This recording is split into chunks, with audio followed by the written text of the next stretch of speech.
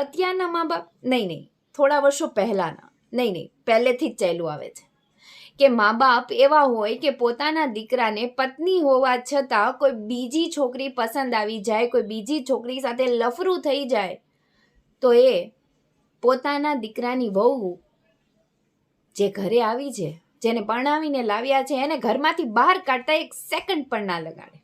અને એને ઘરમાંથી બહાર કાઢ્યા પછી આખા ગામમાં એની થૂથું કરે કે છોકરીમાં ખામી હતી, એ છોકરીમાં છોકરાને કીધું કાંઈ ના કરતી. પણ એમ નહીં કે મારા છોકરામાં જ ખામી હતી, મારો છોકરો જ બુદ્ધિ વગરનો હતો કે આટલી સરસ છોકરીને ગુમાવી બેઠો.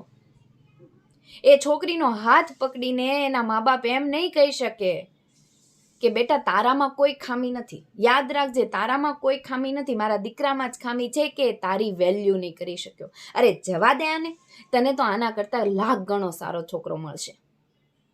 બેટા તું ક્યારે નહીં ભૂલતી કે તારામાં કોઈ ખામી નથી, મારા છોકરામાં જ ખામી હતી. આટલી સાંત્વના નહીં દઈ શકે. મોહ,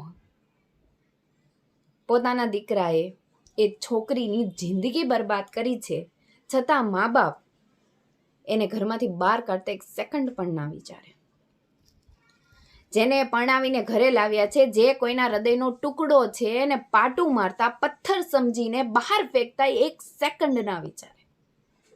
મોહને લીધે જોઈએ શું એક જરાક એવી સાંત્વના કે બેટા તારામાં ભૂલ નથી.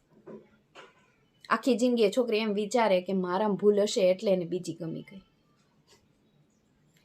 એ સાંત્વના ના તો પહેલાના કોઈ મા બાપ આપી શક્યા હતા, ના અત્યારે આપી શકે છે, ના ભવિષ્યમાં કોઈ આપી શકશે.